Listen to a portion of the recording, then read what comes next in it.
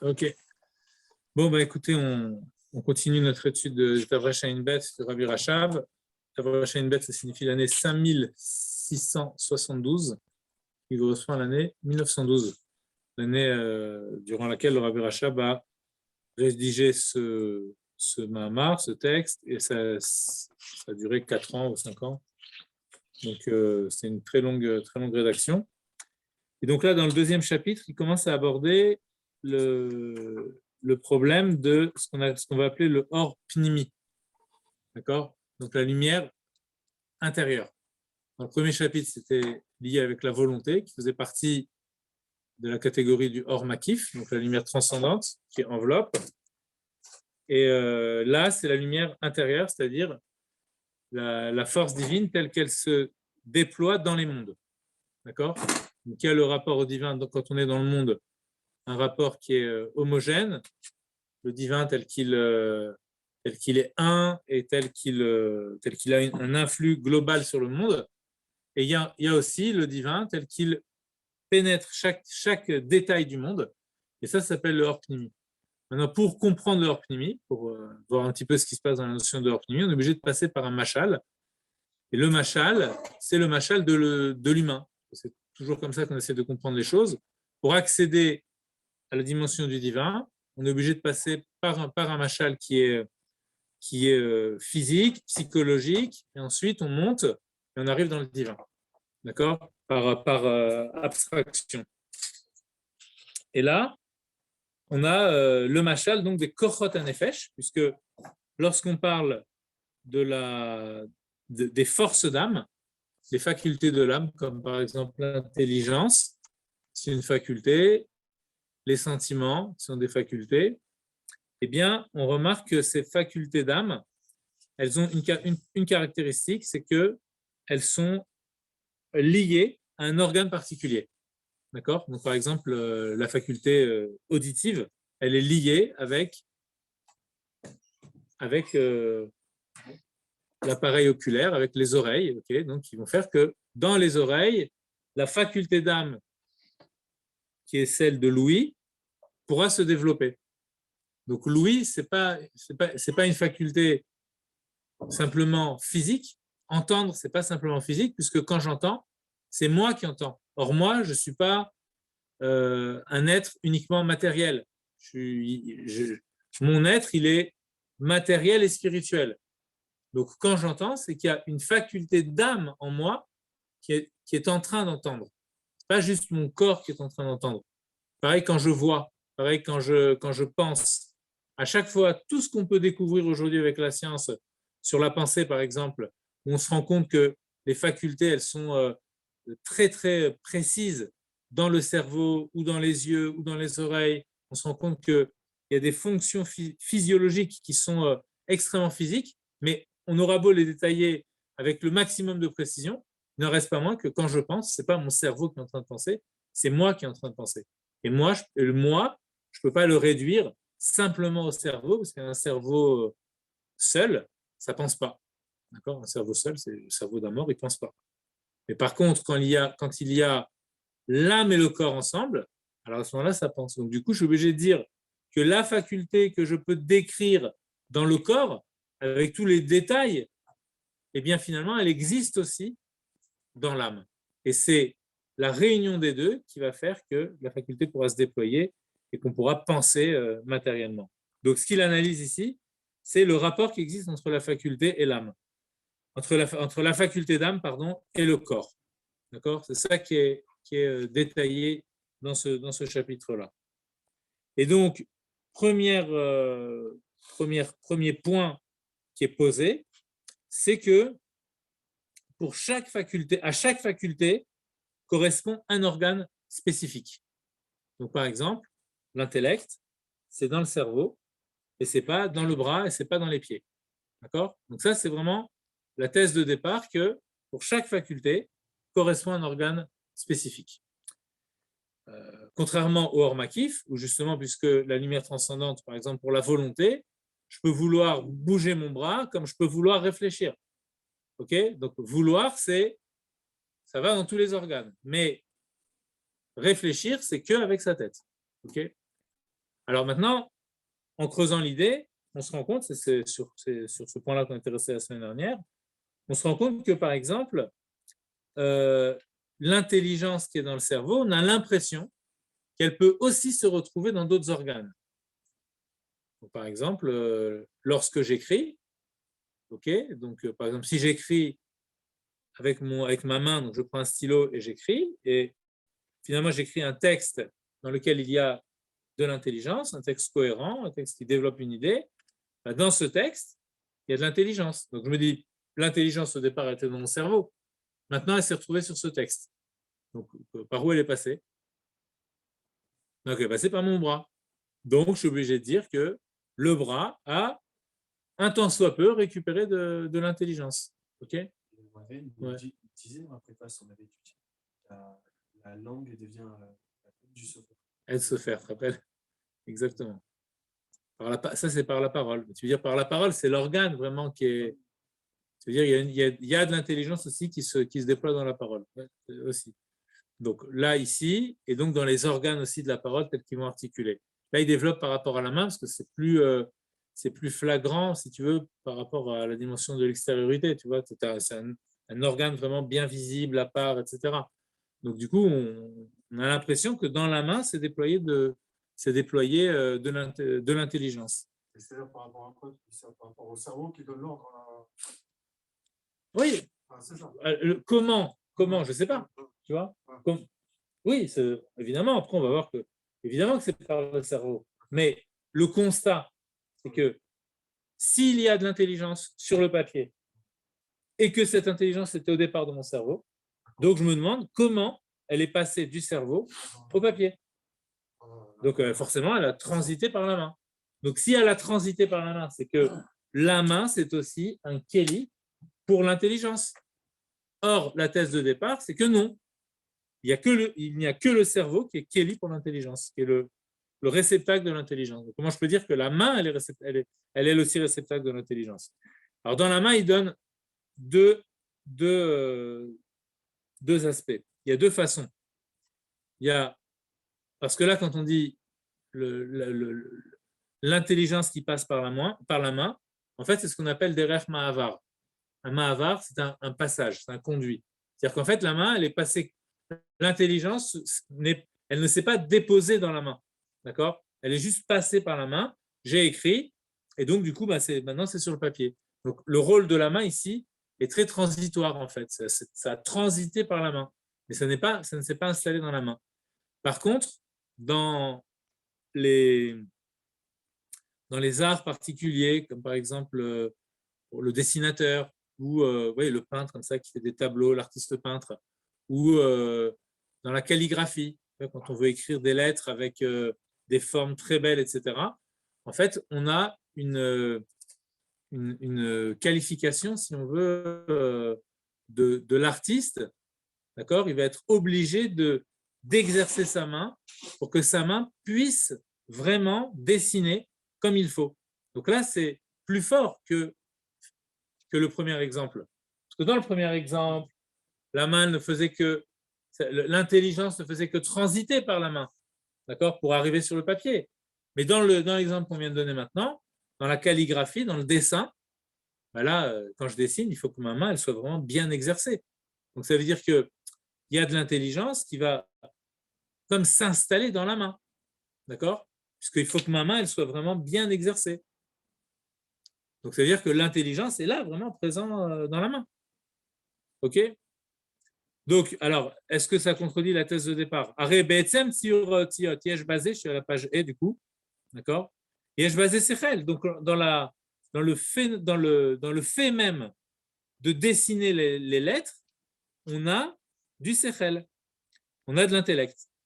Vimelechet activa, ce qu'on appelle l'art de l'écriture, le scribe ou le calligraphe, lui qui fait les belles lettres, la calligraphie, chez Igamken Chochma, et c'est aussi une science. Ubiprat bimlechet atziyur, et on sait notamment que en ce qui concerne l'art du dessin, chez Chochma Gdola, il s'agit d'une grande Chochma. D'accord? Savoir dessiner, c'est pas donné à tout le monde. Ou bederech klal, donc maintenant si on élargit. Mishu omaniad, toute personne qui serait omaniad, c'est-à-dire qui serait douée de ses mains. D'accord? Oman, c'est un professionnel, c'est un artiste, un artisan ou un artiste, d'accord? De ses mains, celui qui est artiste de ses mains, donc celui qui est compétent, donc qui sait faire des choses avec ses mains. On ne peut pas dire, pour celui qui sait faire des choses avec ses mains, qu'il s'agit simplement du koach hatnoua chez Bayad. Alors, qu'est-ce que c'est que le koach hatnoua chez Bayad? Alors, la tnoua, c'est le mouvement. Donc, on a dit qu'il y avait des kochot. Donc, en fait, on a le corps, ok? Dans le corps, derrière le corps, si on peut dire, à l'intérieur du corps, qui est bon, évidemment. On le voit comme dans une vue éclatée, tu sais, dans un schéma, okay, dans un plan d'un meuble. Donc, on fait une vue éclatée pour comprendre les choses. Mais en fait, il faut penser, tout est lié, ok? Donc là, on dit on a le corps. Maintenant, dans le corps, si je regarde le cerveau, j'ai le corps asechel, j'ai l'intellect. Si je regarde les yeux, j'ai le corps hareya. Donc, le corps hareya, c'est-à-dire la force de voir. La force de voir, c'est une force d'âme. La force d'entendre, c'est une force d'âme qui se revêt dans les oreilles. Maintenant, dans la main, qu'est-ce que j'ai? J'ai ce qu'on appelle le koach hatznoua. C'est-à-dire, il y a le corps lui-même, le membre, la main. Okay. Maintenant, cette main-là, elle est capable de faire des mouvements. Donc, si elle est capable de faire des mouvements, ça veut dire qu'elle n'est pas simplement un objet posé qui, lui, n'est pas capable de bouger par lui-même. Ça veut dire qu'elle a une force en elle qui lui permet de se déployer, qui lui permet de bouger, de se mouvoir. Et cette force-là, qui lui donne, entre guillemets, une certaine spiritualité, puisque la pure matérialité, ce serait que la main elle serait statique, d'accord, elle serait là, elle ne pourrait pas bouger. Mais le fait que je puisse la bouger, ça veut dire qu'il y a une force de mobilité dans la main qui n'est pas que physique. Et donc, ça va permettre de montrer autre chose dans la main. Ça s'appelle le koach hatznoua chez Bayad. C'est la force du mouvement. Donc, l'âme peut mouvoir la main. C'est la force du mouvement. Donc, je pourrais dire, pourquoi je bouge ma main? Parce que j'ai le koach hatznoua. Okay? Pourquoi ma main est capable de bouger? Parce que son rapport à l'âme, c'est que dans l'âme, il y a le koach hatznoua. Ce koach hatznoua est revêtu dans la main, et donc, il lui permet de bouger. D'accord? Ça lui donne une dynamique. C'est comment on pourrait dire ça? C'est l'âme de la main. D'accord? Le koach hatznoua, c'est l'âme de la main. Comme le koach halicha, ça serait l'âme des jambes. D'accord? C'est quoi l'âme des jambes? C'est le fait qu'elles peuvent se déplacer. Elle ne reste pas statique. Alors, cette âme-là, elle est connectée, c'est un membre de la grande âme, quoi. C'est un membre de l'âme en général. Maintenant, est-ce que je peux dire que quand je bouge ma main, c'est uniquement le koach hatznoua qui fait que ma main peut bouger? Oui, dans le cas où je fais des mouvements qui sont, on va dire, qui sont simples, qui sont normaux de tous les jours. Mais lorsque j'ai dû exercer ma main à faire un geste précis, on va dire le chirurgien qui doit avoir des mouvements extrêmement précis par rapport à sa main, ou l'artisan, ou l'artiste, ok? Ou comme on a dit l'exemple de celui qui fait de la belle écriture, de la calligraphie, ou le peintre, d'accord, le dessinateur. Donc lui, quand il dessine, il a réfléchi énormément, même au tracé de sa main.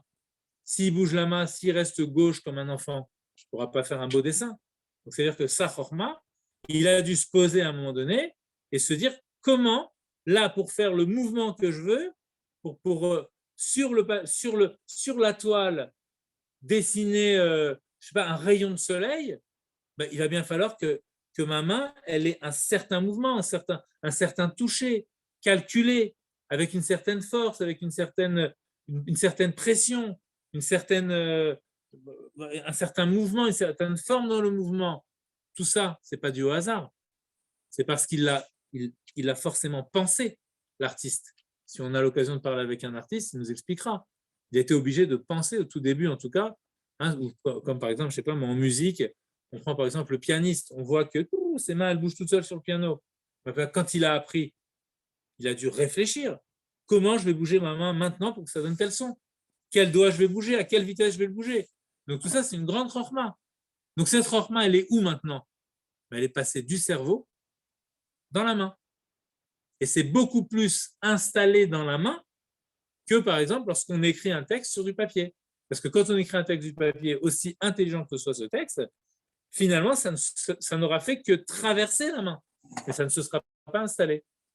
Mais un artisan, lui, ou un artiste qui sait faire son geste avec une précision, qui a un rouge, qui a une technique, une sensibilité, qui a développé une certaine technicité dans son mouvement, c'est qu'il a installé de l'intelligence dans sa main.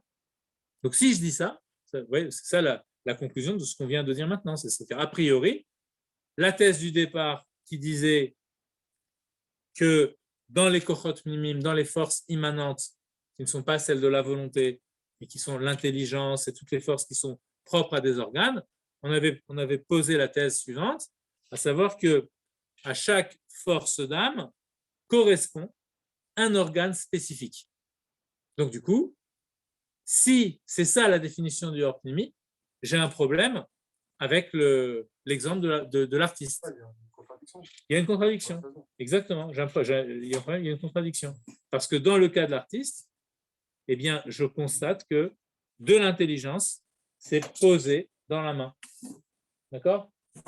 Comme c'est connu, les artistes japonais, tu sais, qui s'entraînent. Ils s'entraînent des années pour faire des dessins très complexes. Et après plusieurs années, en une fraction de seconde, ils te font des comme ça, avec des lettres japonaises ou chinoises, je sais pas.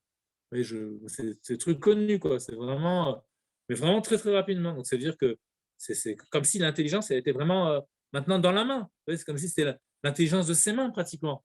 Maîtrise. Quoi? Ah, il y a une grande maîtrise, mais c'est comme si c'était la main elle-même qui. L'intelligence, c'est la maîtrise sur la main à ce moment-là. C'est un peu. Mais justement, ce qu'il te dit, c'est pas. Oui, mais ça veut dire, même quand tu dis la maîtrise sur la main, c'est-à-dire que ton intelligence, elle a dicté quelque chose à la main, et donc elle est parvenue à la main. Donc, c'est pas. Ce qui veut dire, c'est que tu ne peux pas dire que c'est que le Koach Hatsumra, que c'est que la faculté de mouvement qui est logée, qui est revêtue dans la main. Parce que là, ici, la faculté de mouvement, elle est dotée d'un pouvoir supplémentaire, celle de dessiner avec une grande précision. Donc, d'où ça vient? Donc, on est obligé de dire qu'il y a de l'intelligence qui est là, puisque le dessin s'est fait avec de l'intelligence. Donc, ça veut dire que la main, c'est comme si on disait, la main, ça a été le cerveau du dessin. D'accord? Même si moi, je suis le cerveau de ma main. Mais à un moment donné, ma main, elle est bien cerveau par rapport à ce dessin. Parce que c'est elle qui va vraiment bien le faire. Donc, l'intelligence qui est dans le cerveau, à un moment donné, elle est venue dans la main. Donc, ça contredit la thèse de départ qui nous disait que dans le Orpnimi, donc dans les forces immanentes, eh bien, chaque Kohar correspond à un organe et un seul. D'accord? Donc là, ici, on a l'impression que finalement, il peut aller dans plusieurs organes. Donc, comment il va résoudre ce problème? C'est clair pour tout le monde ou pas juste pourquoi cet exemple-là, le corps, il va dans plusieurs organes. Il est dans la tête. Le corps, c'est le corps à Sechel. Ah, d'accord. Non, le corps à Tnoa, il est dans la main. Celui-là. Mais justement, il y a le corps à Sechel, donc la force de l'intellect, qui se superpose à la force de mouvement. On a deux couches. C'est ça le problème. Donc, du coup, tu dis, voilà. L'appliquer qu'à la main. Quoi? D'un autre côté, tu peux l'appliquer qu'à la main. Pas d'autres.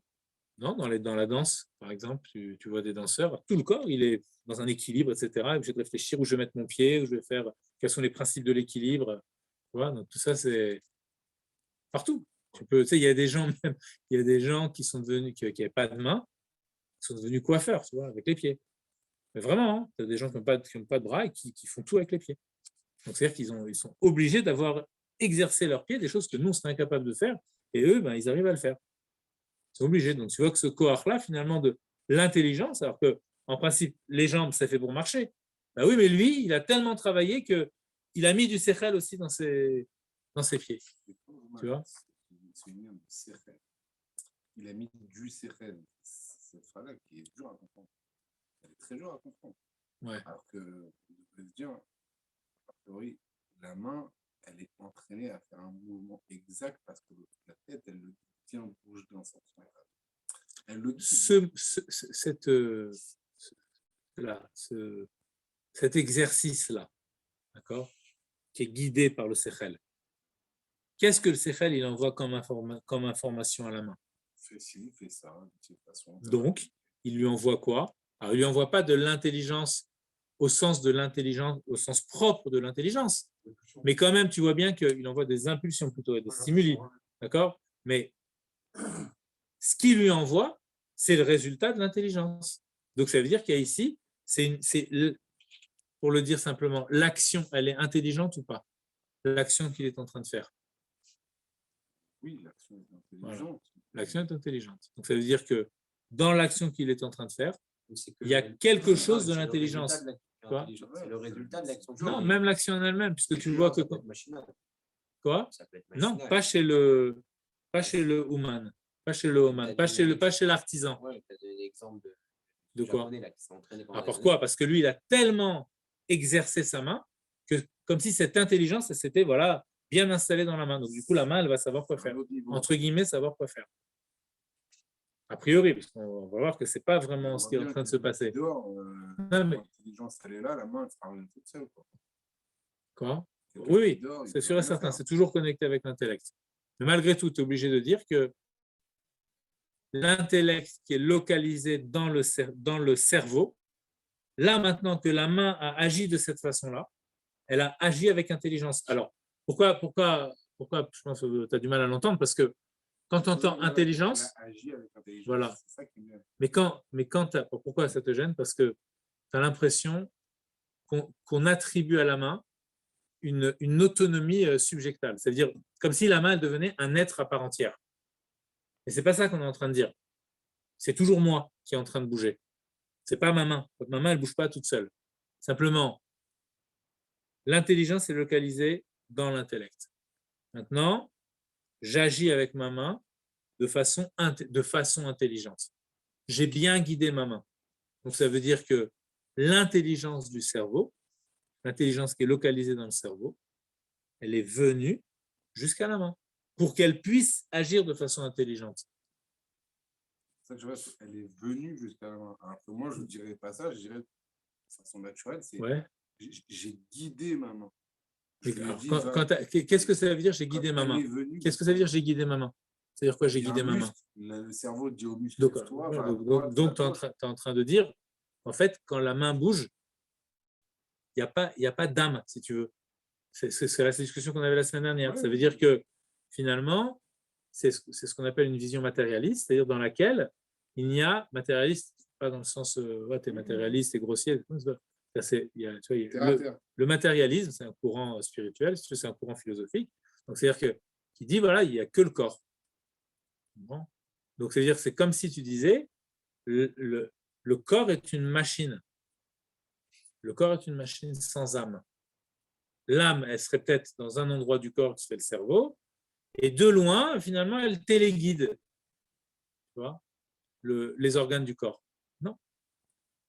Il y a de l'âme dans tout le corps. Il y a de l'âme, il y a de l'âme dans tout le corps. De l'âme, ce serait plus la vitalité, mais dire le mot intelligent, c'est l'âme qui me gêne. Alors, maintenant, je dis il y a de l'âme dans tout le corps. Maintenant, quand je bouge ma main, donc je dis il y a de l'âme dans tout le corps. Est-ce que c'est simplement la vitalité, ou est-ce que cette vitalité, je commence à dire attention, cette vitalité, elle a quelque chose de particulier, puisqu'elle m'a permis de bouger mes mains. Donc, ça veut dire que dans ma main, il y a non seulement de l'âme, dans le sens où il y a de la vie, mais puisque je peux bouger ma main, ça veut dire que cette âme qui me donne de la vie, elle a aussi une faculté de faire bouger ma main, en tant qu'âme, et pas en tant que commandant d'un, tu vois ce que je veux dire, comme quelque chose qui dirigerait un robot. Puisque c'est encore ma main dotée d'une âme qui est en train de bouger. Donc, j'ai le complexe âme-corps, qui n'est pas un complexe, c'est une seule et même chose. L'âme liée au corps qui est en train de bouger. Donc, du coup, ça veut dire qu'il y a dans l'âme quelque chose qui est de l'ordre du mouvement. Et c'est pour ça que la main peut bouger. Tu comprends? Pourquoi on peut voir dans un mouvement de la main on peut sentir une sagesse dans le mouvement de la main. Quand tu vois un chacham bouger sa main, tu vois que comme s'il disait quelque chose avec sa main. Parce que c'est de l'âme qui est en train de bouger aussi. C'est pas que la main. Donc quand tu vois le corps et tu apprends à voir une deuxième chose dans le corps. Tu dis oui, il y a le corps, mais il y a de la vie. Maintenant, j'apprends à voir une troisième chose. Corps, vie, mouvement. C'est quoi le mouvement? Ben, c'est quelque chose de l'âme supplémentaire qui se dévoile. Plus que simplement le fait de la vie. Il y a la vie, mais cette vie-là, elle est douée de mouvement. Elle peut permettre à la main de bouger. D'accord? Donc, c'est-à-dire que quand je vois la main qui bouge, ça me dit que ça veut dire que dans l'âme qui fait vivre, il n'y a pas simplement le fait qu'elle fait vivre, mais il y a aussi le fait qu'elle soit capable de déployer des mouvements. Donc, en fait, c'est l'âme qui déploie ses mouvements, mais dans l'enveloppe qui est la main. D'accord? L'âme, comme si l'âme invisible, elle déploie ses mouvements dans l'enveloppe visible qui est la main. Ok? Ça, jusque-là, tu es d'accord ou pas? Par rapport au mouvement. Maintenant, je prends le cas de figure de l'artiste. Ok? Lui, quand il déploie sa main, c'est pas un mouvement simple. C'est un mouvement complexe. C'est un mouvement travaillé. C'est un mouvement intelligent. Le mouvement qu'il fait m'indique que non seulement, si je reprends les différentes couches, première étape, le fond, le corps est animé de vie. Deuxièmement, je me rends compte que dans cette vie-là, il y a la main qui est capable de bouger. Donc, c'est-à-dire que l'âme est capable de donner un mouvement de vie supplémentaire, d'accord, qui est celui du mouvement. Le mouvement précis de la main. D'accord? Pas le mouvement juste de la vie. Okay? Quand on dit toute chose qui vit, bouge. Kol chai mitnonea. D'accord? On ne parle pas de ça. Là, on se dit, il y a le fait que le corps est vivant, mais dans ce corps qui est vivant, il y a un dévoilement supplémentaire de l'âme, qui est le corps hatnoua, le fait que ma main puisse bouger. Donc, ça dit quelque chose de l'âme, le fait que ma main puisse bouger. Maintenant, je suis artiste peintre, donc j'ai non seulement ces deux premiers degrés, mais ma main, lorsqu'elle bouge, je vois autre chose lorsqu'elle bouge. Je regarde le peintre en plein exercice de son art, et je le vois, et je dis, mais c'est fou comment il bouge sa main. Moi, je ne saurais pas faire ce mouvement-là. Et lui, il est là, tac, tac, tac. Qu'est-ce qu'elle me dit, sa main? Non, mais attends. Est-ce que tu vois le raisonnement? Ça veut dire que au début, tu as la vie. Dévoilement d'âme supplémentaire, Koach Hatnoua, force du mouvement. Et maintenant, cette force de mouvement, elle a une précision. Donc, ça veut dire que dans la force de mouvement, il y a de l'intelligence. Mais ce n'est pas de l'intelligence au sens, c'est une autonomie d'intelligence. Ce n'est pas ça. C'est que je suis forcé de constater que ici, je n'ai pas un mouvement simple, mais j'ai un mouvement extrêmement précis, extrêmement calculé. Donc, ça veut dire que dans ce mouvement de la main, il n'y a pas que le dévoilement d'âme qui s'appelle le mouvement, qui s'appelle la force du mouvement, mais il y a un autre dévoilement, comme si on avait un degré d'âme supplémentaire qui se dévoilait aussi dans le mouvement de la main. Et ce degré d'âme, ce petit supplément, tu vois, et c'est ce petit supplément qu'on appelle le sechel qui est dans la main. D'accord? Mais il va le nuancer tout de suite. D'accord? Il va le nuancer. Mais déjà, comprendre ces différentes couches qui se superposent. Le corps, la vie du corps, bon, en réalité, les deux sont liés. Le mouvement, donc le mouvement, c'est quelque chose de plus qui se dévoile dans le corps. Il n'est pas figé. Okay? Donc, c'est-à-dire qu'il y a de l'âme ici qui se dévoile d'une certaine façon.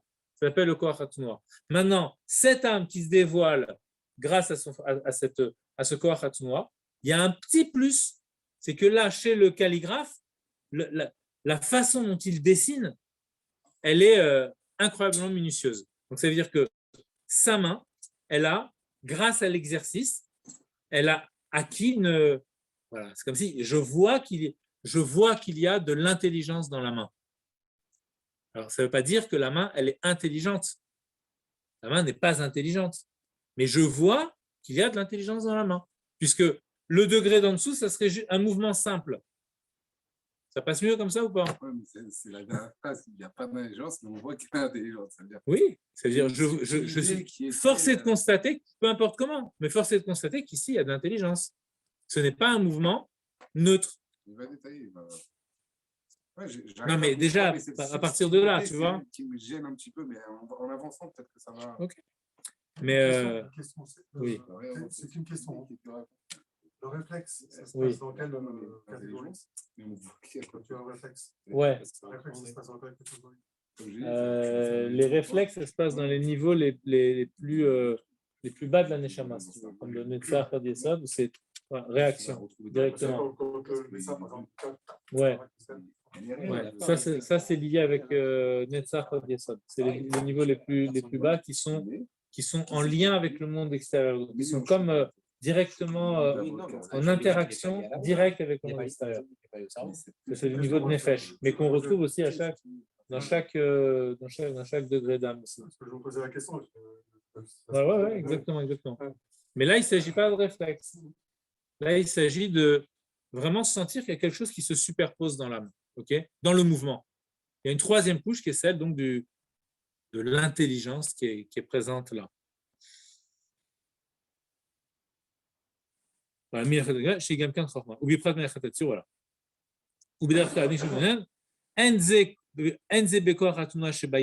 Donc, quand quelqu'un est artiste, d'accord, de sa main, on ne peut pas dire qu'il s'agit simplement de la force d'âme qu'on appelle la force du mouvement, donc qui est une force de l'âme, qui se trouve dans la main. Ça ne relève pas que de cela. Kim Mekoro ou Basechel, mais sa source, elle est dans l'intellect. Parce qu'ici, on n'a pas affaire qu'à un mouvement. On a affaire à un mouvement ordonné, organisé, intelligent, structuré. Alors, ça veut dire quoi que c'est dans le Sechel? Ça veut dire qu'il a un chouch, il a une sensibilité particulière, un don particulier en ce qui concerne les œuvres qu'il peut faire à partir de sa main. Bektiva Vetsiur ou Be'ariga, donc il donne plusieurs exemples. Donc, l'écriture, le dessin, la hariga, c'est comment dirais-je, c'est le coudre, voilà, la couture, exactement, tisser, coudre. Rikum, c'est l'orfèvrerie, d'accord? C'est voilà, il taille, il façonne des bijoux. Ukai Gavna. Donc là, on a vu l'exemple de l'intellect qui se revêt dans la main, mais on a aussi l'intellect qui se revêt dans les pieds. Donc il donne un deuxième exemple, vous voyez, le haut du corps, le bas du corps. Comme par exemple dans la danse, puisque là, dans la danse, il faut exécuter des mouvements extrêmement précis avec sa main. Donc on ne peut pas dire que la danse, ça relève simplement du koach ha'alicha, d'accord, la force de marcher qui est dans la main. On fait le même raisonnement qu'avec la main. Voilà, sauf que là, c'est le pied, d'accord. Donc il y a la force de marcher, très bien. Donc ça, c'est la force de base qui se trouve dans les jambes. Mais là, lorsque je danse et que j'exécute des mouvements très précis, ça veut dire qu'il y a forcément, c'est mon intelligence qui m'a montré le programme de ces mouvements, pour ainsi dire, d'accord? Et finalement, cette intelligence-là, elle a permis à mes jambes de bouger en fonction de ce qu'elle avait pensé. Donc, ça veut dire que quelque chose de l'intelligence qui est dans le cerveau est passé dans les jambes. Tu comprends? Je suis obligé de dire ça, puisque au départ, j'ai dû penser comment j'allais bouger mes jambes, et ensuite, j'ai bougé mes jambes de la façon dont je l'ai pensé. Donc, c'est bien qu'il y a eu une connexion entre ce que j'ai pensé et le mouvement de mes jambes.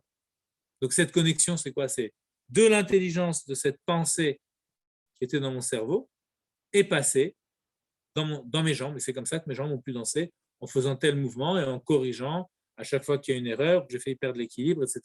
Je vais corriger, le point d'appui, je vais le mettre un peu plus loin, un peu plus près, jusqu'à ce que ce soit vraiment bien acquis. Donc, on a une question par rapport à la thèse de départ qui disait que voilà, on peut avoir dans le hors pnimi, dans les forces immanentes de l'âme, eh bien, chaque force correspond à un organe particulier. Vein ine, itlav shuzot ena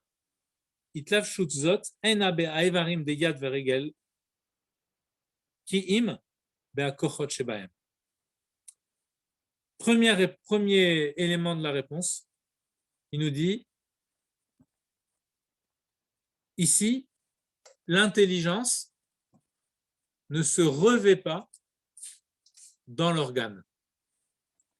C'est ce qu'on a dit tout à l'heure, de façon, on disait, a priori, on a l'impression qu'il y a de l'intelligence qui se revêt dans l'organe lui-même. En fait, il nous dit non, ce n'est pas dans l'organe lui-même. Alors, par rapport, donc du coup, la thèse, elle est respectée, puisque nous, on disait, l'intelligence ne peut se revêtir que dans un seul organe. Là, il dit, ce n'est pas dans l'organe que ça se revêt, mais c'est dans le koach qui est afférent à cet organe. D'accord? Le koach, c'est-à-dire la force d'âme qui est liée à cet organe. C'est comme un kéli pour le koach là. Il devient, voilà. Mais, donc, moi, je pensais que c'était le membre lui-même qui était le kéli. Là, il te dit non. Si tu parles du membre lui-même, ça ne peut pas fonctionner. D'accord? C'est univoque. Mais si tu as quelque chose qui est plus proche de l'intellect, tu peux dire qu'il peut y avoir des ramifications d'intellect qui vont aller dans ce corps-là. Donc, du coup, maintenant, on comprend très bien ce qu'on voulait dire tout à l'heure. Donc, le schéma, c'est quoi? J'ai le corps, donc il y a la vie dedans. Cette vie-là, elle est animée par une force supplémentaire qui est celle du mouvement ou de la marche. Et cette force de mouvement dans la main, puisqu'elle agit intelligemment, ça veut dire qu'elle est animée par une intelligence. Donc en vérité, quand on parle du koach hatznua de la main, ce n'est pas le koach hatznua qui bouge. Est-ce que vous voyez ce que je veux dire? Ce n'est pas la force de mouvement. La force de mouvement, c'est une force d'âme. Elle ne bouge pas. Qu'est-ce qui bouge? Le membre. Mais quand le membre bouge, je suis obligé de dire qu'il y a une force d'âme qui s'est déployée dans la main. Donc, la force d'âme qui s'appelle le koach hatznua, elle se revêt vraiment dans la main parce qu'elle est adaptée à la main. Et la main est adaptée à cette force-là. Mais maintenant que ma main bouge avec intelligence, l'erreur qu'on a faite, c'était de croire que l'intelligence se revêtait vraiment dans la main. Non, elle ne se revêt pas dans la main. L'intelligence, elle se revêt dans la force d'âme qui s'appelle le koach hatznua, la force de mouvement, qui est une force d'âme, c'est rouhani, okay? C'est spirituel, c'est de l'ordre du psychisme, ce n'est pas de l'ordre du physique. Okay? Et c'est le contrôle qui s'exerce entre l'intelligence et la main passe par la force d'âme qui s'appelle le koach hatznua. Donc je complète mon tableau, corps, donc bras, dans le bras il y a de la vie, cette vie-là, elle est dotée d'une force supplémentaire qui est la force du mouvement, et cette force supplémentaire, lorsqu'elle est bien exercée, elle est dotée d'une force, elle encore supplémentaire, qui est une force d'intelligence qui vient la guider, d'accord? Qui vient, en vérité, guider, c'est pas tout à fait, mais ça veut dire qu'il vient, pas tout à fait là, mais c'est qu'il vient se dévoiler en elle. On verra par la suite, ok? Donc l'intelligence se dévoile dans le koach hatznua. Donc déjà, j'ai résolu le problème a priori, d'accord? Alors,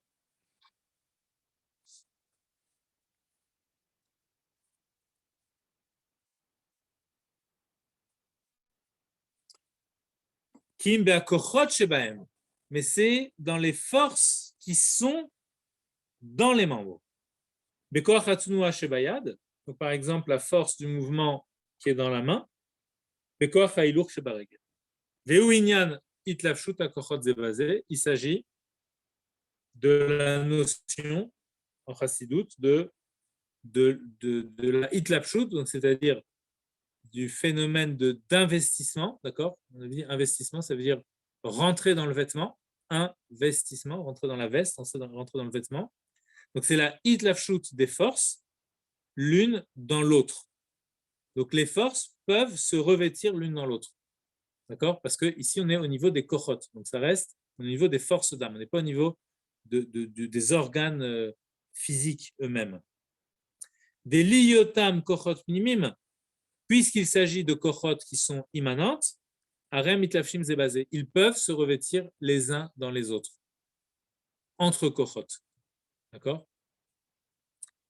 Chez Akoach Elion, alors de quelle façon ils se revêtent les uns dans les autres? C'est que celui qui est supérieur, mitlabesh bekoach atarton manhigo, il se revêt dans le koach inférieur et il le dirige, il le contrôle en se revêtant en lui. On verra après que ce contrôle est dû, comme je disais tout à l'heure, à un dévoilement. Rak chez Aïtlafshut Zebazé, Idavka Kasher Kochot Melubashim Bekelim.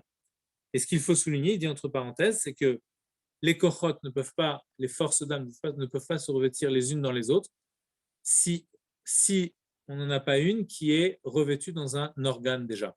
Il faut déjà que la force elle soit revêtue dans l'organe, donc la force de mouvement, elle est dans l'organe de la main, elle est dans la main, et puisqu'elle est déployée dans la main, alors là, elle peut recevoir quelque chose, une intelligence supplémentaire, et c'est ça le sens du mouvement, parce que ça voudrait dire quoi? Une force d'âme qui ne serait pas déployée, donc par exemple, je suis en train de dormir, donc ma force d'âme, ma force de koach hatnoua, il retourne à sa source, donc là, je ne peux pas me mettre à bouger, en tout cas consciemment, etc. Donc du coup, là, je ne peux pas dire que je vais faire un acte intelligent en dormant, par exemple, d'accord? Donc on est obligé, ou quelqu'un, par exemple, qui aurait perdu un bras, à ce moment-là, le koach hatnoua, il ne peut pas être dans le bras, okay? Puisqu'il n'est pas là, parce qu'il n'y a plus de bras. Il ne peut pas être dans le bras. Donc, quoi? Pourquoi pas? Tu peux avoir un corps, il est dedans, mais il n'est pas. Non, il n'y a pas de bras. Il est dans quoi? Ah. C'est compliqué. Hein? Malgré ça, on dit que ça me rappelle une histoire. C'est une fois, ça ressent. Quoi? Malgré ça, on dit qu'il y a des gens qui ressentent. Oui, c'est vrai, il y a des expériences qui sont faites. J'ai vu des expériences comme ça, des trucs incroyables. Comme s'il restait encore une trace de quelque chose là, à cet endroit-là. Non, une fois, il y a un garçon qui est rentré chez le rabbi pour sa bar mitzvah, il était avec son père, et c'est un garçon qui avait un petit problème un peu psychologique comme ça. Mais par contre, il avait une mémoire mais excellente. Alors, le rabbi l'a interrogé un peu sur les lois de Shabbat, et il pose la question, il lui dit, si quelqu'un n'a pas de bras droit, si quelqu'un est droitier, il n'a pas de bras gauche, comment il met les tefilines? Il a perdu son bras, voilà. Il tient sur le bras gauche. Très bien. Alors maintenant, si quelqu'un le droitier, il met sur le bras gauche. Donc, s'il n'a pas de bras gauche, il met sur le bras droit. Ok, on lui met. En tout cas, il a la mitzvah, il fait sur l'autre bras. Après, il lui dit maintenant, si quelqu'un n'a pas de bras, comment il met les tefilines? Alors, il lui dit, il met que sur la tête. Après, le rabbi lui demande, si quelqu'un n'a pas de tête, comment il met les tefilines? Et le garçon, il a répondu, ce cas, il n'est pas écrit dans le Shulchan Aruch. Donc, il avait un petit souci, tu vois, il était capable de comprendre ce qu'il y avait écrit dans le Shulchan Aruch, mais il n'arrivait pas à connecter avec la réalité. Ouais, il avait un petit problème mental, quoi. Bon, voilà, donc là, s'il n'y a pas de bras, le koach hatnoua n'est pas déployé dans la main. Donc, s'il n'est pas déployé, il peut, a fortiori, qu'il ne peut pas recevoir la force, le koach hasechel, il ne peut pas recevoir la force de l'intellect en lui. Donc, c'est dafka lorsque c'est déployé. Maintenant, ça, c'est en ce qui concerne le réceptacle, le keli. Maintenant, est-ce que je peux dire que finalement, l'intelligence, ok, j'ai gagné un point, c'est que l'intelligence ne se revêt pas dans l'organe, mais elle se revêt dans la force qui est afférente à cet organe. Voilà. Elle se revêt dans sa force, dans son corps.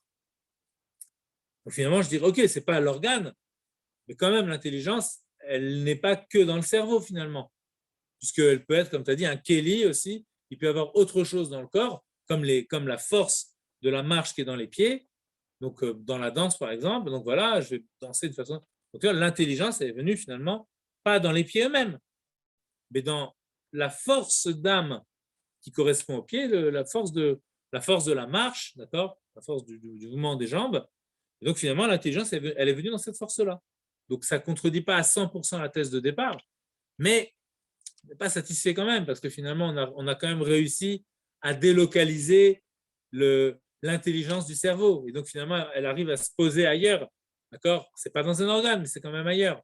Donc, on n'est pas complètement satisfait par rapport à la réponse. Ok ? Il manque quelque chose encore. On aimerait bien comprendre qu'est-ce qui se passe exactement. Si on dit vraiment que, et puis on sent Béchouche, on sent avec notre sensibilité que l'intelligence, elle est vraiment bien plus déployée, elle est vraiment dans le cerveau. Mais ok, elle est dans le cerveau, mais maintenant, par déduction, etc., par même une certaine sensibilité, lui, mais regarde, il y en a aussi dans les jambes. Comment tu me décris ça? D'accord qu'il y en a. Alors, pas dans les jambes, ok, très bien, pas dans les jambes, mais dans le Koach Hatsunua, oui, mais dans la force de mouvement des jambes. Mais attends, mais quand même, dans cette force de mouvement des jambes, il y a de l'intelligence. Quand même, c'est pas pareil que l'intelligence qui est dans le cerveau. Je suis d'accord qu'il y a l'intelligence. Alors, comment tu vas me décrire la différence entre les deux? Quelle différence y a-t-il entre l'intelligence qui est dans le cerveau et l'intelligence qui est dans les jambes? Ou alors, pas dans les jambes, d'accord. Dans le koach halicha, dans la force de marche qui est dans les jambes, qui me permettra de guider mes jambes d'une façon nouvelle, okay, avec des pas particuliers, etc., que je n'ai pas dans la marche normale. D'accord? Comment? C'est quoi la différence entre les deux? Vous voyez la question qui se pose? Il y a forcément une différence. Dans l'intellect, dans le cerveau, l'intelligence, elle est vraiment différente. D'accord? J'ai déduit qu'il fallait qu'il y en ait forcément dans le koach hatsunua de la jambe, dans le koach halicha de la jambe ou dans le koach hatsunua de la main. Mais ce n'est pas la même. Donc, il se passe quoi? C'est quoi la différence entre les deux? D'accord? Donc là, il va faire intervenir une nouvelle notion en fait, qui va être une nuance, ok, très importante, qui me permettra de comprendre la particularité du koach hasechel, par exemple, de la force de l'intellect, lorsqu'elle se revêt dans le cerveau, et en quoi c'est différent du fait qu'elle puisse se revêtir aussi dans la force du mouvement de la main, etc. Alors regardez. Uma shemit labesh, urak et ara levad, lo etsem akor. Maintenant, ceux qui se revêtent de sechel dans la force, la faculté de mouvement de mon bras, ce n'est pas l'intelligence elle-même en tant que telle, mais c'est ce qu'il appelle un rayonnement de l'intelligence. Comme on dit, je suis obligé de constater qu'il y a de l'intelligence. Et ce n'est pas l'intellect par lui-même. Je vais expliquer ce que ça signifie l'intellect par lui-même. Comme dans l'organe qui lui correspond véritablement. Ou beyoter ou bekoach hasechel, ma shemitlabesh bekoach hatnua vailur shebayad ou baregel, ein ze amitit ou maout koach hasechel amitlabesh bemoach shebarosh, vainu sheitlavshut, sheitlavshut ou rak sechel amasi levad. Alors si on regarde l'intellect tel qu'il est dans le cerveau et l'intellect tel qu'il est dans la main, en fait, dans la main, ce n'est qu'une éhara, c'est un reflet, c'est ce qu'on appelle l'intellect qui est lié à l'action, le sechel amaasi, c'est le comment bouger. Donc, ce n'est pas du tout le sechel qui permet de comprendre des choses profondes, etc., comme on va le voir juste après. Ok?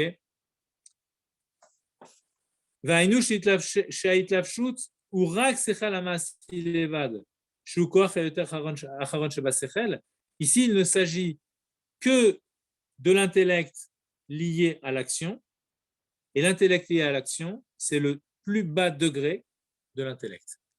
Donc il y a différents degrés dans l'intellect, et le plus bas degré, c'est lié à l'action. Pourquoi? Parce que l'action, c'est le degré le plus bas de toutes les forces d'âme.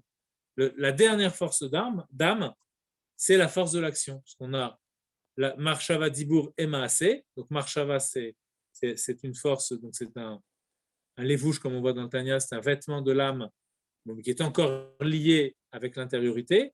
La parole, c'est entre l'intérieur et l'extérieur, donc c'est déjà une forme d'extériorisation, mais c'est encore lié avec celui qui parle. Donc quand j'arrête de parler, on ne voit plus mon action, on ne voit plus cette parole, elle n'est plus là, elle s'arrête. Par contre, lorsque je déplace un objet, par exemple, l'objet est là, avec le mouvement, je le déplace ici, donc j'ai quelque chose de durable. En tout cas, par rapport à mon action. Après, s'il y a un vent et que l'objet s'en va, c'est autre chose. Mais par rapport à ce que j'ai fait moi, le koach hamaasi, c'est vraiment la force d'action, c'est vraiment ce qui s'est posé, qui s'est déposé à l'extérieur de moi. Vraiment, ça s'est déposé avec une réalité à l'extérieur de moi. C'est pour ça qu'on dit que c'est le plus bas koach de toutes les forces d'âme. Quand on dit le plus bas koach, ce n'est pas péjoratif, c'est pour dire c'est le koach le plus extérieur dans l'âme. Okay? Alors que l'intellect, c'est parmi les plus intérieurs. Donc, si mon intellect va contrôler la force de mouvement, qui est une force de geste, qui est la plus extérieure, ça veut dire quoi? Ça veut dire que l'intellect qui me permet, la force intellectuelle qui me permet de contrôler le geste, c'est la force intellectuelle la plus basse, qui correspond au mouvement qui est le plus bas degré dans le nefesh. Donc l'intellect qui correspond au plus bas degré, c'est forcément l'intellect le plus bas aussi. D'accord? Je ne sais pas pourquoi c'est le...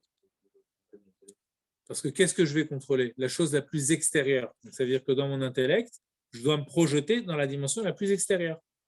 Donc, ça veut dire que dans mon intellect aussi, je vais pas être là à penser aux choses de l'intérieur, d'accord? Les choses qui sont liées avec l'intime, par exemple. Là, je ne vais pas être en train de penser à ça. D'accord? Si tu penses, par exemple, à ton fonction... Cet artiste. Ben, même par rapport à cet artiste. Il devra bouger cette chose-là. Tu vas dire, reprends l'exemple de l'artiste, c'est un très bon exemple. Parce que tu as l'impression que tu dévoiles quelque chose de limite. Oui, bien sûr.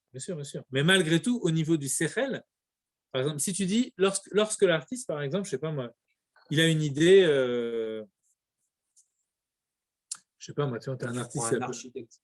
Ouais. Un architecte, c'est encore plus fort parce que lui, il dévoile une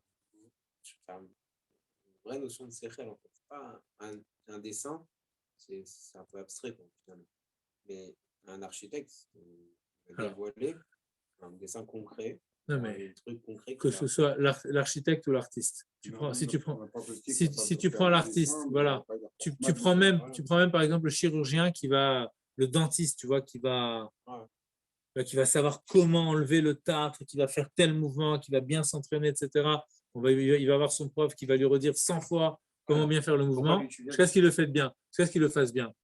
Tu peux pas, c'est une vraie chorma, mais tu peux pas comparer la chorma du geste avec la chorma de tout ce qui se passe dans les dents. C'est pas du tout la même chose. Là, ici, pour réparer la dent, il faut qu'il fasse tel geste. Maintenant, pourquoi il doit faire tel geste? C'est encore une autre chorma. Pourquoi pour greffer un cœur, il faut faire tel et tel mouvement? C'est une chorma énorme. Maintenant, pourquoi il faut faire ces mouvements-là? C'est une autre chorma. Maintenant, comment il faut faire ce mouvement? C'est une chorma encore. Ça, c'est une chorma plus basse. Quand on dit plus basse, c'est pas dans le sens, c'est pas un jugement de valeur. C'est nul. C'est pas dans le sens. C'est pas dans ce sens-là. Quoi? C'est plus une question de maîtrise qu'une question de chorma. Cette maîtrise-là, c'est ce qu'on appelle cette maîtrise-là. Elle porte un nom parce que tu maîtrises aussi par l'intellect. Cette maîtrise-là, c'est l'intelligence de l'action. C'est l'intelligence de l'action.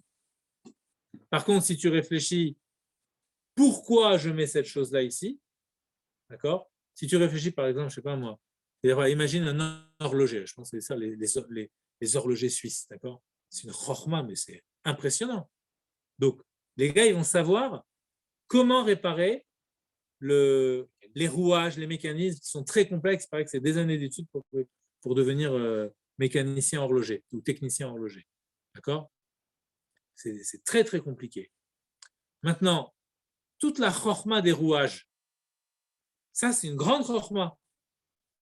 Maintenant, quand j'ai compris la chorma des rouages et que je sais qu'il faut que je remplace telle roue parce que j'ai compris par tous mes raisonnements que c'était telle roue qui était tombée en panne et qu'il y avait une dent dans le rouage qui s'était abîmé. Alors après, j'ai juste à enlever et à remettre. Donc, ce n'est pas du tout la même chorma. Tu vois, quand tu prends l'artiste, par exemple, il a envie de, je sais pas moi, de dessiner un paysage qui tend vers l'infini, tu vois. Donc lui, dans son idée, il a une idée de l'infini. Il a une idée de l'infini. Maintenant, il a une idée de ce qu'il faudrait faire pour que l'observateur de son tableau soit porté vers l'océan, vers le point de mire lointain, etc., comme s'il était projeté dans l'infini. Donc lui, il pense à tout ça. C'est une idée profonde en lui, tu vois, il va essayer de trouver le moyen de cette idée-là d'infini, de la mettre sur la toile. Donc, il va réfléchir énormément, comment la toile devrait être, etc. Maintenant, au moment où il va poser son pinceau sur la toile, tu ne peux pas comparer la chorma qu'il y a, même s'il y a une grande chorma dans la façon de poser le pinceau, tu peux pas, et de le déplacer, et de le tremper dans telle couleur, etc. Et tu ne peux pas comparer la chorma de ce geste, aussi habile soit-elle et aussi précise soit-elle, tu ne peux pas la comparer avec, par exemple, la chorma qu'il a eue de sentir qu'en lui, il y avait l'idée de l'infini et qu'il a voulu passer cette idée-là sur le tableau. Ce n'est pas du tout les mêmes degrés de chorma. Pourquoi ce n'est pas les mêmes degrés de chorma? Parce que l'un touche à l'intime véritablement et c'est une intelligence de l'intime, alors que l'autre, c'est une intelligence de comment faire passer cet intime vers l'extérieur. Tu vois, c'est pas du tout la même chose. Il n'utilisera pas le sechel de la même façon, et donc on dira que il ira puiser dans les degrés les plus maassis, d'accord, les plus concrets de son intellect, d'accord. Il n'y a pas on pourrait dire, si on voulait résumer vraiment très, très simplement, grossièrement, j'allais dire, il n'y a pas une intelligence abstraite ici. Tu comprends? L'intelligence pure celle qui se revêt vraiment dans le cerveau, c'est une intelligence beaucoup plus abstraite. Maintenant, est-ce qu'il faut de l'abstraction pour pouvoir faire un geste précis? Il faut aussi de l'abstraction, évidemment, parce qu'il faut réussir à penser le geste. D'accord? Comme le pianiste qui est là, qui dit il faut qu'il bouge ce doigt-là, l'auriculaire, donc il entraîne. Donc il faut qu'il pense dans sa tête que c'est ce doigt-là qui va bouger quand il va aller sur telle touche et qui va être lié avec tel mouvement, etc., etc. C'est très complexe. Mais tu ne peux pas comparer l'intelligence du doigté du mouvement, d'accord, de sous ce mouvement, ce doigté, tu peux pas le comparer avec l'intelligence, par exemple, du compositeur qui pense sa symphonie et qui pense ses notes en fonction de ses sentiments et qui se rend compte de ce qu'il a, qui se rend compte du sentiment, je sais pas, immense qu'il a en lui d'amour ou ou de torpeur ou de quoi que ce soit, tu vois, qu'il a en lui. Ça, c'est un autre degré d'intelligence. D'accord? Plus on est proche de l'intime et du divin, plus on va parler de degré d'intelligence haut. D'accord? Tu veux dire quelque chose? D'accord, ok. Timing? Tu vois? 53. 53. D'accord, ok. Bon, il nous reste encore 7 minutes. Allez, on avance un petit peu.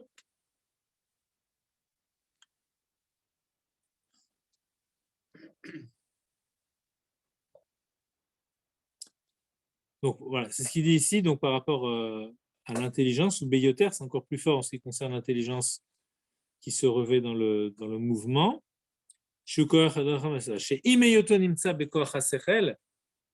Gam kmoshu bemoach shebarosh, are enze maout asechel shebarosh. Parce que c'est nuancé, des nuances dans les nuances. Le koach asechel, donc la force d'intellect, ok, qui est liée à l'action, d'accord. Donc c'est l'intelligence portée vers l'action. Donc c'est celle-là qui se déploie dans la main, dans la force de la main, d'accord, dans la force psychique liée à la main, ok. Mais avant qu'elle s'y déploie, elle est déjà présente dans l'intelligence, en elle-même, c'est-à-dire dans le cerveau, ok.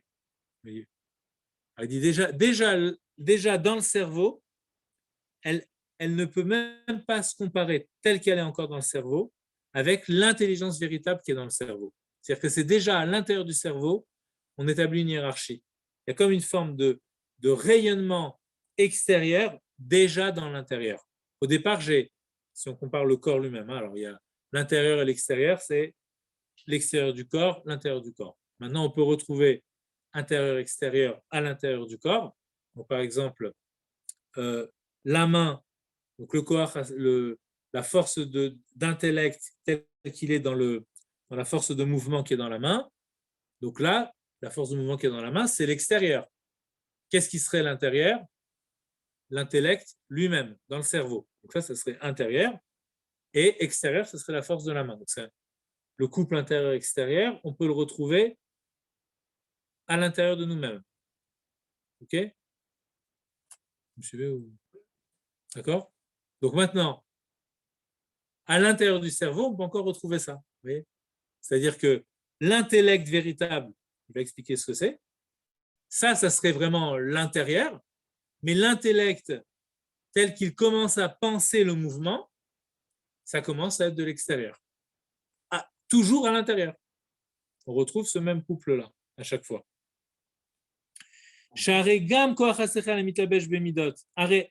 Excusez-moi. Donc même ça, et même tel qu'il est dans le sechel, ce n'est pas véritablement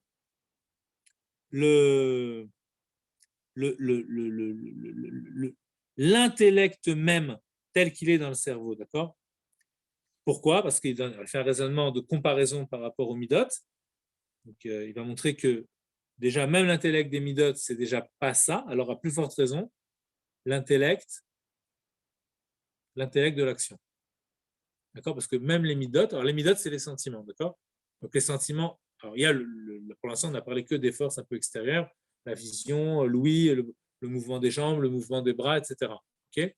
Mais il y a aussi ce qui se passe à l'intérieur de nous-mêmes. Donc, à l'intérieur de nous-mêmes, on est animé par des sentiments, des émotions, etc.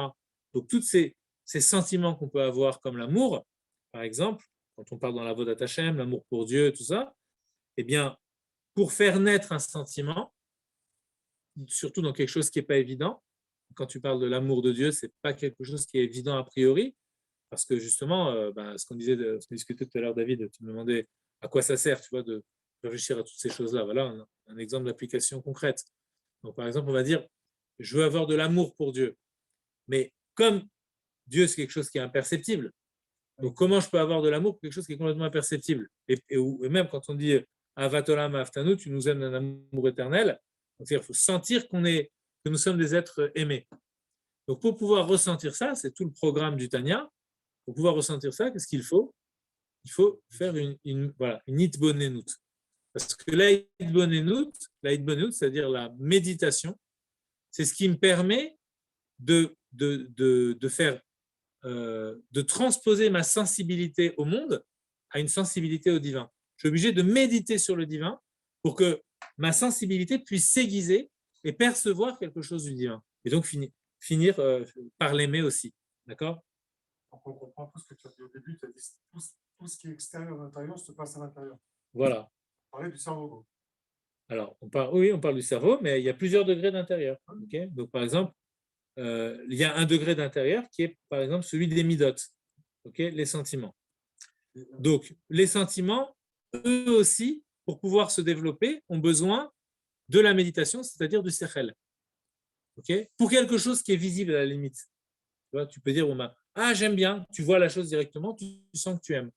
Mais par rapport au divin, c'est tellement loin, il y a des cas de figure, par exemple des grandes sadikim, c'est quand je crois en Arouf, que les grandes sadikim, à peine, ils pensent à peine une pensée comme ça, qu'il y a Dieu qui est là, tout de suite, ils ont la crainte, tu vois, ils veulent dire, il y a Dieu, parce que ça les touche directement. Mais pour le commun des mortels, c'est pas la hitbonenut, enfin, simplement se rappeler comme ça, c'est pas suffisant. Il faut une hitbonenut pour l'intérioriser. Alors, cette hitbonenut, cette méditation, elle va donner une impulsion au midot, elle va permettre de faire naître les midot, et donc finalement, elle va être l'intellect, c'est-à-dire ce qui va diriger et ce qui va orienter nos sentiments. D'accord? Oui, tu voulais dire? Tu allais dire quelque chose. Je finissais. Vas-y. T'as oublié? Non, j'ai oublié, mais c'est pas.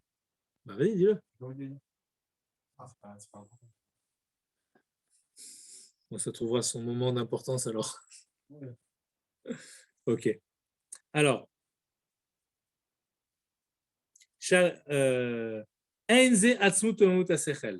donc voilà le raisonnement. L'intelligence qui est dans les midot, donc c'est déjà, les midot, c'est déjà plus intérieur que l'action. D'accord? Donc on a l'action, c'est vraiment ce qui est extérieur, et les midot, c'est plus intérieur. Donc du coup, l'intelligence qui est liée avec les midot, c'est un degré d'intelligence plus élevé. Donc les midot, les sentiments pour la traduction, c'est un degré d'intelligence plus élevé que l'intelligence de l'action. D'accord? Eh bien, eh bien,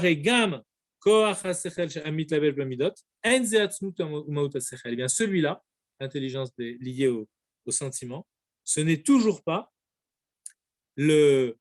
l'intellect par lui-même, le atzmut, c'est-à-dire l'intellect en lui-même. De atzmut asechel. Alors, qu'est-ce que l'intellect en lui-même? Vous voyez la question, qu'est-ce que c'est que l'intelligence? Qu'est-ce qu'elle veut faire, l'intelligence? Ou les askil, sichlim, amukim venaalim, chez enam shayachim les midot klal. L'intelligence en elle-même, c'est de les askil, c'est-à-dire d'intelliger, d'accord, de capter des choses avec son intellect, des idées, sichlim, on peut traduire par des idées, amukim, qui sont profondes, venaalim, qui sont hautes, donc hautes sous-entendu abstraites, très abstraites, et qui n'ont pas de rapport et qui n'ont strictement aucun rapport avec les midot. Pourquoi il définit ça comme ça? Parce que tout rapport avec les midot, c'est déjà un rapport d'intérêt. Donc si je suis dans un rapport d'intérêt, je ne suis pas dans un intellect véritable. Vous comprenez pourquoi les sciences d'aujourd'hui sont biaisées? Vous voyez ou pas? Parce que si tu fais de l'intelligence, si tu fais de la science, d'accord, en ne pensant qu'à l'application que tu vas en tirer, ce n'est pas de la véritable science. Parce que tu fais de la science déjà par intérêt. Donc, sur le plan politique, hein, en ce moment on parle beaucoup de politique, mais ça veut dire, est-ce que c'est bon que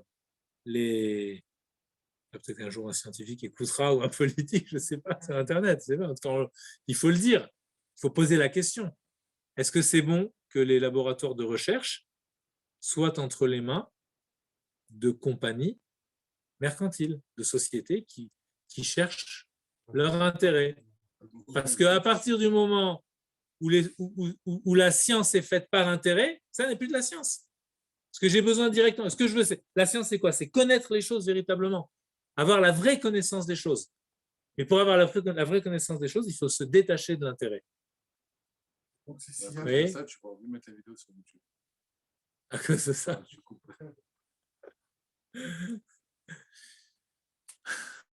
Parce qu'il faut une science pour comprendre aussi le. Non, en tout cas, ce qui est sûr, c'est qu'il faut des garde-fous.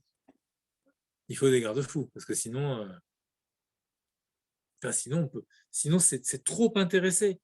Là, il parle de choses hautes, hein, c'est-à-dire de choses, des midot, la vodot Hashem, etc. Et même quand tu réfléchis à quelque chose de sikhli par rapport à la vodot Hashem, dans un premier temps, si tu vas avoir le vrai sechel de la chose, tu dois être capable de te détacher émotionnellement de la chose, de ne pas chercher à dire je veux comprendre parce que je veux avoir un amour pour Hashem. Tu vois, alors il faut que je comprenne pourquoi j'ai un amour pour Hashem. À ce moment-là, en fait, tu biaises la compréhension. Tu vois, tu la biaises direct, tu la biaises. Après, une fois que tu as voulu comprendre pour comprendre, l'ishma, si tu veux, d'accord, comprendre pour comprendre. Après, de là, tu peux dire, ok, maintenant, qu'est-ce que je peux avoir comme intérêt par rapport à ça?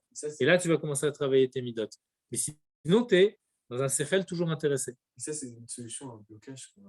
Je pense que tout le monde a eu ça, c'est de dire je vais étudier pour étudier parce que c'est un ordre de Dieu, donc je veux faire la mitzvah d'étudier. Quand tu étudies, tu ne sens pas l'étude.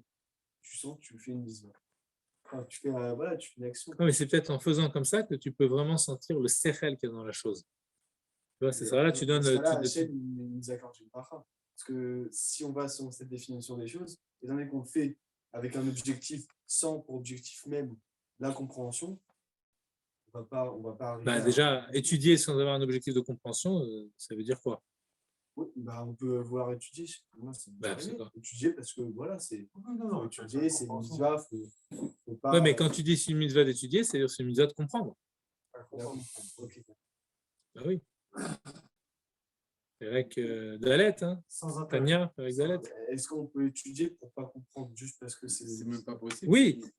Étudier, mais non, mais tu bouges tes oreilles, il y a bien un moment où tu vas choper une idée. Tu comprends, mais c'est pas ton but. C'est autre chose, c'est pas ton but. Mais non, tu peux dire, je vais comprendre. Voilà, je vais comprendre, mais pourquoi je vais comprendre? Pour faire la mitzvah. Bien sûr. Et ça marche dans ce système, hein? C'est-à-dire, qu'est-ce que tu veux dire par là? Cette, on va dire théorie. Je ne sais pas si on peut dire théorie. À quel niveau si ça marche? Non, parce que la théorie, c'est justement de faire les choses pour le cercle, pour la compréhension du cercle uniquement, pour capter une idée.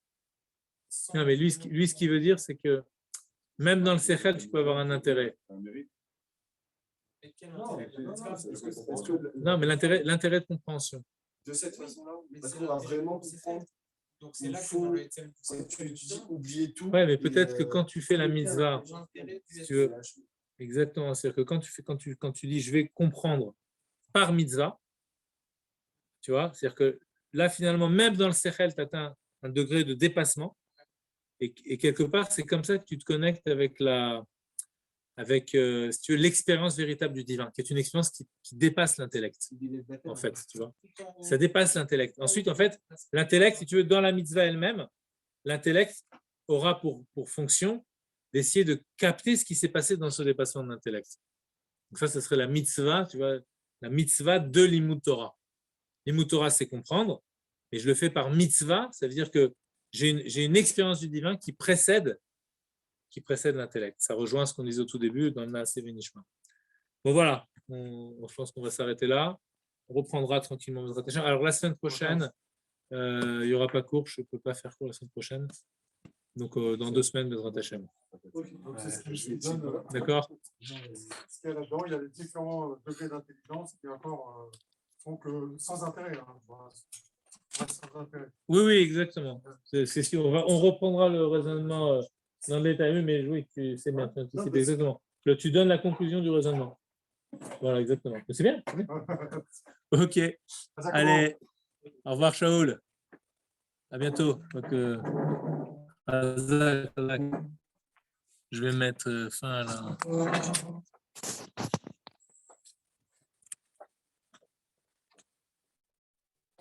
Il y a quelques personnes qui se connectent sur le Zoom. C'est sympa. Non. Là, j'ai mis. Si, il y avait moi, je me regarde. C'est un truc de fou, ça. Tu te vois ta tête quand tu es en train de faire. Au début, il y avait 3-4 personnes, mais je n'ai pas regardé. Attends, faut voir. Ah, zut, j'ai pas noté ça.